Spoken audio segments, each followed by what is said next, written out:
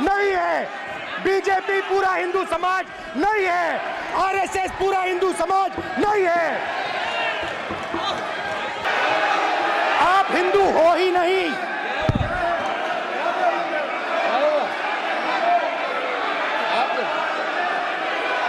Just get me that picture of Shiva. Inside speaker's office. Hindu धर्म में साफ लिखा है, सत्य के साथ खड़ा होना चाहिए, सत्य से पीछे नहीं हटना चाहिए, सत्य से नहीं डरना चाहिए। अहिंसा हमारा प्रतीक है। अभय मुद्रा ऐसे कीजिए, ऐसे कीजिए, अभय मुद्रा।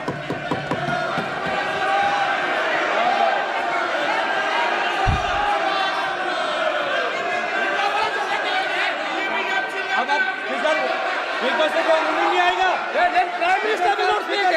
प्राइम मिनिस्टर स्पीकर की तरफ से कोई रूलिंग नहीं आएगा। This will happen here. Speaker If you are doing this, it will repeat again. भाई कोई रूलिंग नहीं आ रहा। माननीय ये आप बात समझिए, कोई नहीं बोल रहा। आप बात समझिए। ये इसलिए चिल्ला रहे हैं क्योंकि तीर जाके दिल में लगा है, दिल में जाके तीर लगा है, इसलिए ये चिल्ला रहे हैं। देखो चुप हो गए, देखिए स्पीकर सर चुप हो गए सब।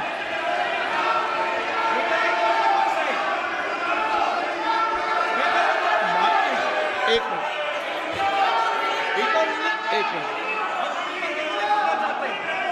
माननीय आप प्रतिपक्ष के नेता हैं, किसी की भावनाओं को ठेस नहीं पहुंचे, सर मुझे चर्चा बोलने में दीजिए। ध्यान रखना चाहिए। ये जो ये विषय बहुत गंभीर है, पूरे हिंदू समाज को हिंसक कहना ये गंभीर विषय है। बीजेपी को आपको नहीं, नरेंद्र मोदी जी पूरा हिंदू समाज नहीं है, बीजेपी पूरा हिंदू समाज नहीं है, आरएसएस पूरा हिंदू समाज नहीं है। Mislead करेंगे प्राइम मिनिस्टर।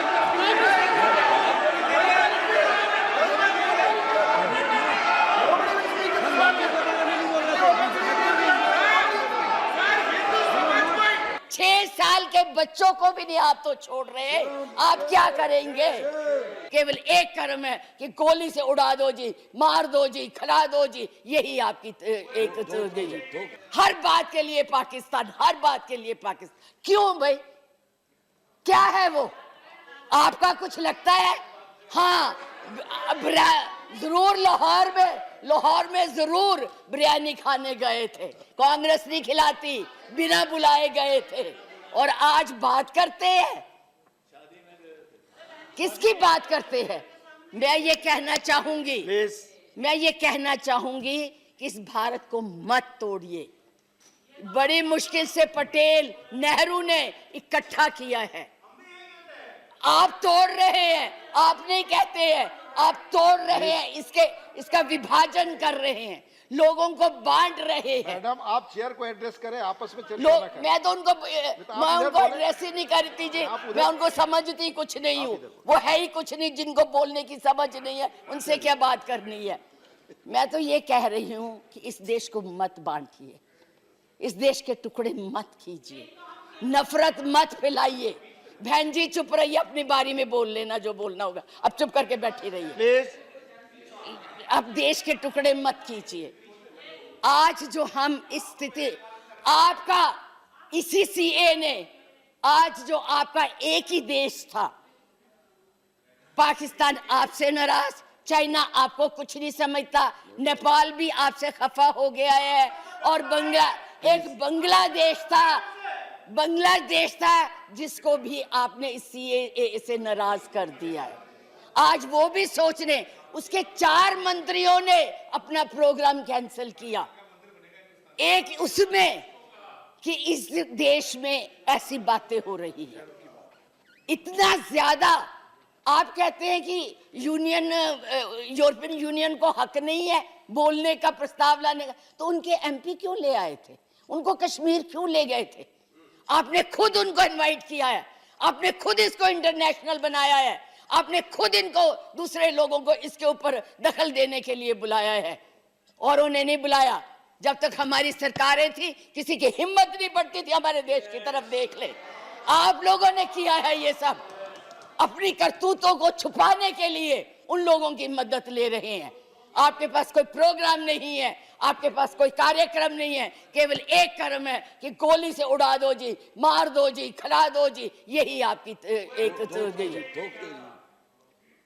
यही आप करने जा रहे हैं। इसलिए मैं आप लोगों से कहती हूं कि इस देश को मत बांटिए, इस देश की एकता को बनाए रखिए। इस देश में जो भी यहाँ है, आज वो सदियों से रह रहे हैं, अभी नहीं आए हैं। अब पाकिस्तान और बांग्लादेश, अरे भाई वो तो है ही इस्लामिक कंट्रीज, उनके बारे में क्या बोलना है?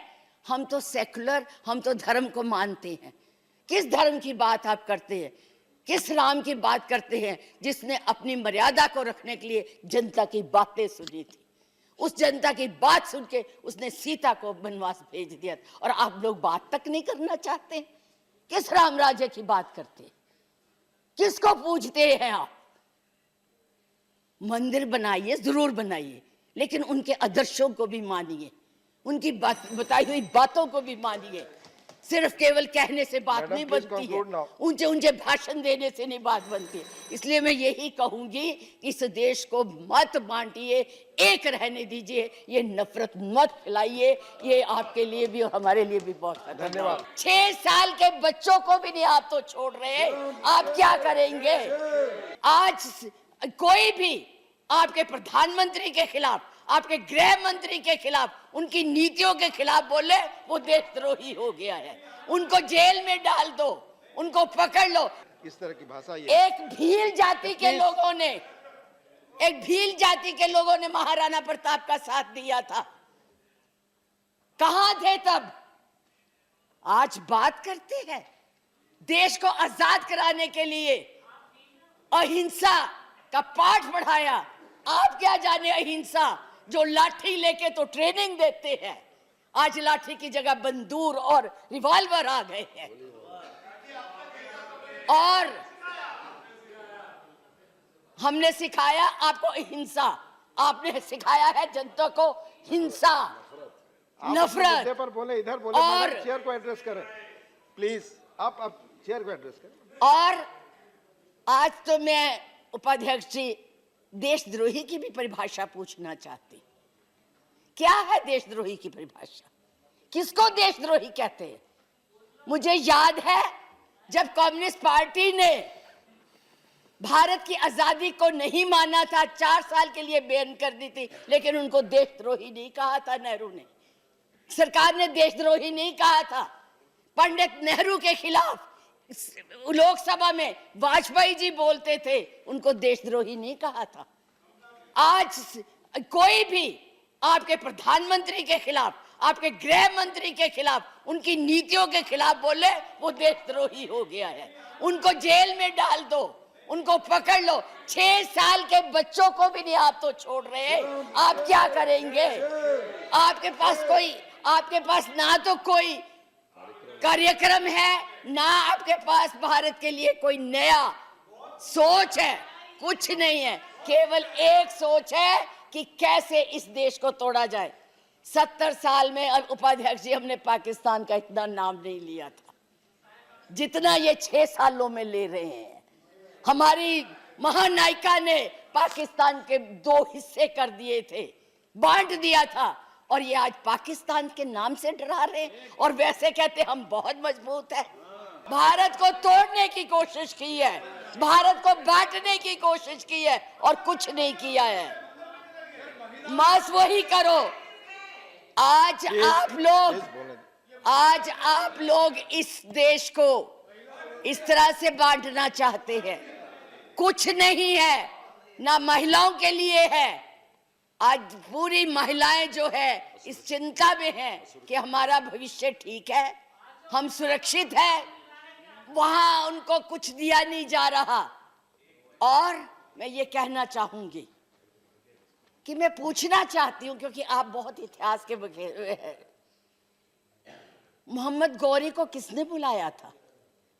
किसने कहा था दिल्ली में आंख बंद करने के लिए? कौन जयचंद था? कौन जयचंद था? महाराणा प्रताप जब हल्दी की घाटी में लड़ रहे थे, किस राजा ने उसकी मदद की अकबर के खिलाफ में? Please, बैठ जाइए, please, बैठो, बैठिए। चुप करके बैठो। Nothing is going on. सुनो, मैडम प्लीज आप चेयर को एड्रेस करें मैडम प्लीज। माननीय उपाध्यक्ष जी धन्यवाद।